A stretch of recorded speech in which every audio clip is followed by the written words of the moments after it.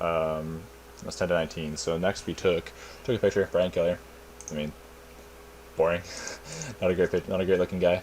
Corey Oswalt. Again, not a great looking guy, but like whatever. He has a lot of stamina. Maybe he can eat some innings. Tommy Canley. This was an interesting one. So this is the first like big bullpen guy that I took.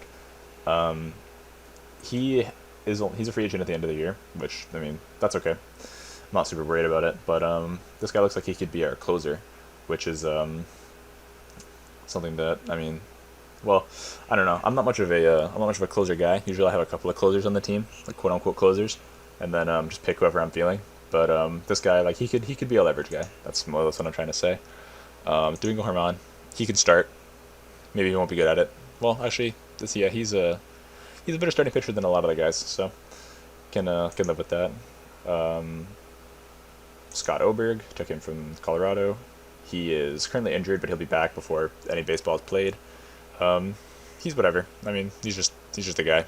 He has a he's a he has a decent contract. It's not a ton of money, but the thing here is that he has a team option for his next year. So if he's terrible, we can let him go. If he's good, we can keep him for like I think 8 million. Yeah, 8 million. I mean, it's basically nothing in the grand scheme because we have we don't have any salaries right now. Um, who else is there? Tony Kemp. He can play second base. He can play other positions. He can allegedly hit a little bit, but I mean, ground ball hitter. Just it's Tony Kemp, man. I mean, what are you gonna do? He's a leader though, so you can't complain about that. This guy, he was another I think infielder. Yeah, he's a really nice infield guy. Which I mean, he cannot hit worth anything, but at the very least he could be a bench player like he expects to be, or he could just play shortstop because he can do it pretty well, and I think he'll be a plus defender at the very least if nothing else. Let's see, we got this guy was the first catcher I took. This is the kind of guy that I would not want to have on my team, just like realistically speaking. I mean, this guy is literally the most average player ever. He has almost 50 in every rating. He's two and a half star player. He's a normal batted profile guy. Sprays the ball, which is a good thing. I don't. I'd rather have that than a pull hitter, granted, but it's very ordinary. He he's like you can see for yourself. He's the most average player to ever play the game, basically. Other than the fact that he's a catcher, which is like obviously a it's a good position to be average at. But the fact of the matter is, like this guy, he was the best option for catchers, which I mean, yeah, you could probably expect that. This guy, I don't really know why I picked him. I just probably just clicked the recommendation button and then just went with it because why not? Um, he looks bad. It's whatever. He might start some games. Oh, wait, no, he's a reliever. Okay, we'll see. We'll see what his future in the organization. This guy, Mitch White, he's he's a relief guy. He could start.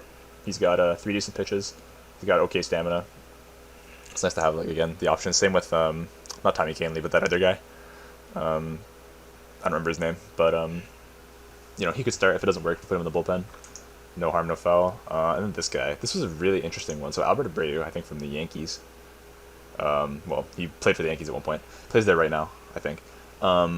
Anyway, he is a 26-year-old, and he's rated at half a star, but he has high potential, as if he's like a prospect or something. But I mean, he's a minor league contract, which, like, cool. I don't have to worry about giving this guy a roster spot because apparently he just can't pitch. But his ratings are good. Apparently he could be a.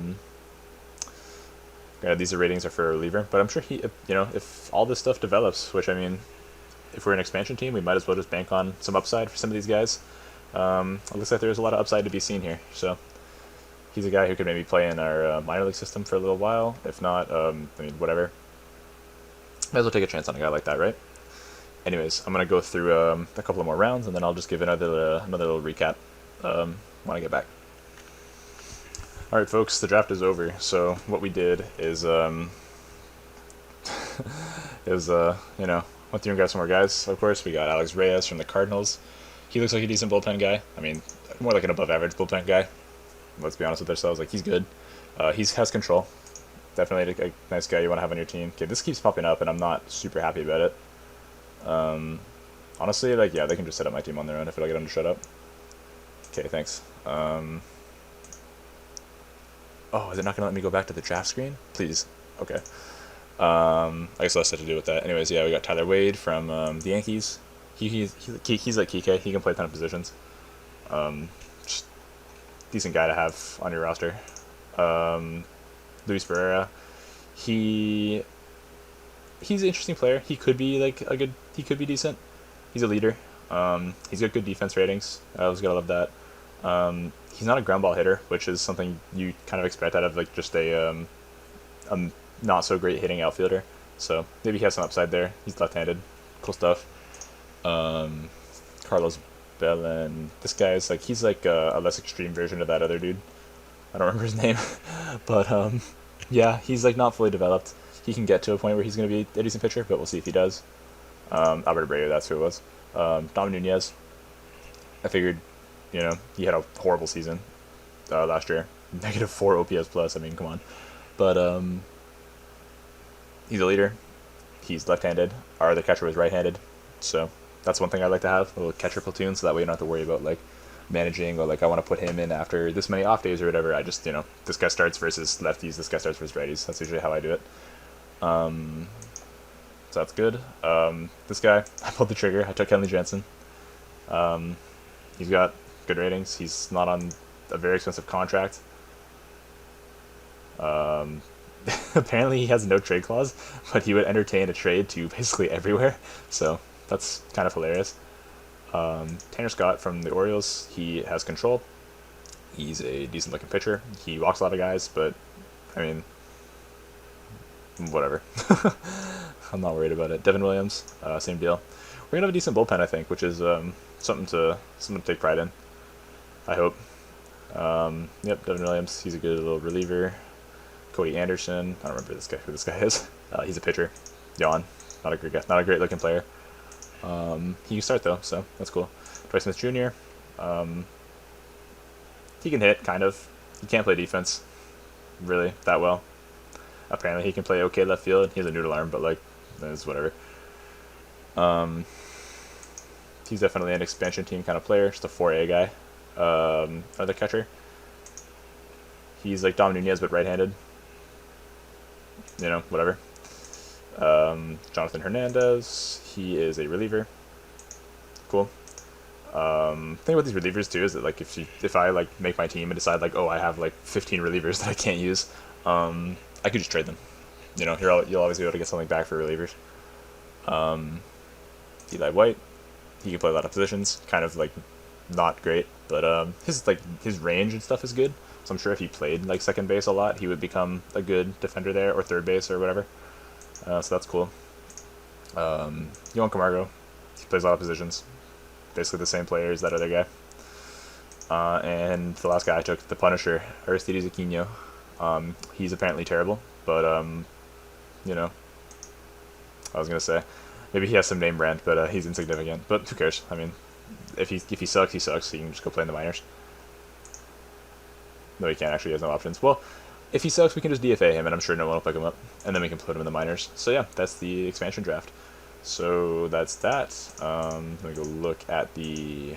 Let's go look at our roster team, roster screen. So here's our active roster. Here are these guys. I feel like I should have more than 26 players. I'm not sure where they are. Are they in the DFA list? Yeah, there you go. Waivers. Let's just put all these guys in AAA, and then we'll figure it out.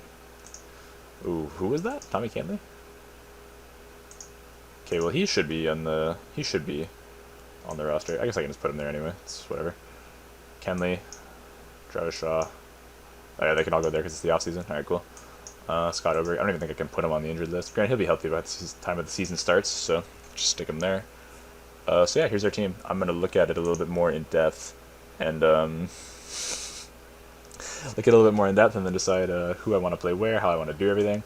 I also probably will check out the free agents first because that was something that just started. Let's go look at them together. Off-season center. Oh, hold on, free agents. Okay, here we go. So Corey Seager, he's the big bat there. Marcus Semien, he might be a guy that I'd look to sign because I mean, yeah, he's old, but his signability is very easy. So maybe we'll be able to get him on a not so horrible deal. Okay, well, I'm not going to sign Marcus Semien for this much. It was interesting. He put a vesting option in his contract, which I don't think I've ever seen a vesting option in this game, let alone like a player actually asking for it. But anyways, yeah, this is not the kind of contract I want to sign Marcus Simeon to. Usually I wait till the winter meetings before I start signing free agents anyway, so I'll probably just do that. See if anybody's price goes down. Michael Conforto, he's a cool little player that I could think about getting maybe. He had a horrible wait. Oh, this was in the playoffs. I was gonna say he had a horrible year, but no, that was the playoff sample size. Overall, he had an okay year. He could be a guy to get. Angelton Simmons, this guy's like one of the goats. Honestly, if you want a guy who's just gonna like put up like, like look at this 4 WAR and a below 80 OPS plus. I mean, that's just what he does. He's pretty much always gonna be like at minimum like a 3 or 4 win player just because his defense is like ridiculous. 26 zone rating, like okay. All right. Anyways, there's some interesting looking players here. What about pitchers? That's probably something I should focus on. Starters. I know Max Scherzer was on here. Yeah, Max Scherzer, Trevor Bauer, Kevin Gausman. He might be a guy to get for his not like absolutely outrageous demands. James Paxton. He's fragile, but he'd be a cool guy to have. Charlie Morton. He really doesn't want very much money. I think I probably will get Charlie Morton. I'll probably just like sign him immediately. Uh, so that's cool. Yeah. Either way, I'm gonna probably stop it right now and then decide what I'm trying to do, or maybe I'll just go to the winter meetings and then look at it. But either way, yeah, I'll see you guys in a little while. All right, guys, I got bad news. So I know I said I was gonna go to the winter meetings and then try and sign some free agents, but I failed to realize that we have no money for free agents. I guess this is just like a thing of being an expansion team with a terrible budget, but yeah, we have money for extensions, but not free agents, which is unfortunate. I was hoping I could get a guy like Charlie Morton for cheap. I think he only wanted 3 million, but unfortunately, that's not going to be the case right now. I know that in the coming years, our budget will increase. I said that somewhere. I just don't remember where. Like it was projecting our budget increasing by a lot, but for now, it was under the owner screen. Whatever. Anyways, oh, here we go. Yeah, so year to date, next year we should be going up by about 30 million and then another 20 million. So hopefully we get some money to sign people at that point. But right now, yeah, we're kind of out of luck in terms of signing some free agents. But however, it is the Rule 5 draft today. Me and the Toucans, we get the last pick, but fortunately, not too many teams I don't think are going to be picking players. So hopefully we can get a major league talent or two out of the draft here. So if I find somebody, I will check back in soon. Alright guys, so I didn't get as many players as I was maybe hoping for, but at the same time, it is the Rule 5 draft, and these guys are going to have to be on the roster the entire year if I want to keep them. So what I ended up doing is I took this guy, Adrian Martinez. He is a pitcher. He doesn't look very impressive, but he has room to grow a little bit. Maybe he doesn't really seem like a major league talent just yet, but I mean he's pitched well in every step of the minors. And like, I mean, the thing with the Rule 5 draft too is that like, even if this guy doesn't pan out, like he gets shelled, and he's just not suitable for, I mean, a team, even an expansion team, right? Like we can always just cut him and he'll go back to the wherever we got him from. So that's the cool thing about the Rule 5 draft is that it's committal, but it's also non-committal, because if you don't want the guy, just let him go. The other thing I did is I took 2 catchers, which it's a little bit interesting. But the thing is, I like this guy's tools. I mean, he's a ground ball hitter, has no power, avoids strikeouts. Seems like a double play machine, which, I mean, maybe he will be, but at the very least, he's a switch hitter. He's actually ranked in the top 100, which is pretty exciting for us. Granted, he's number 98, but yeah, he's a switch hitting catcher. He's got a good contact grade, pretty decent grades all around, except for just the home run power, which, I mean, like whatever, right? it's still fortunate, but I mean, if he can get on base and walk and just hit for average even, I think this guy could be a pretty good player for us. And he's actually decent behind the plate too, which is something I can appreciate. And then this guy, Mario Feliciano, he's a spark plug, which is cool. He's a fly ball hitter. He seems like he could hit some home runs for us. The cool thing about him is that he's pretty much major league ready, is what it says. Like his doesn't have much more room to grow. Yeah, he's never played above Double A, but in Double A he was raking, so that's yeah, something to be maybe excited about.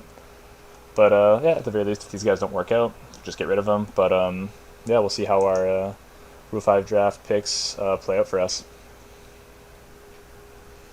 All right, so something interesting that came up here is, well, as you can see, I've been searching high and low for personnel and people to play in our minor league system.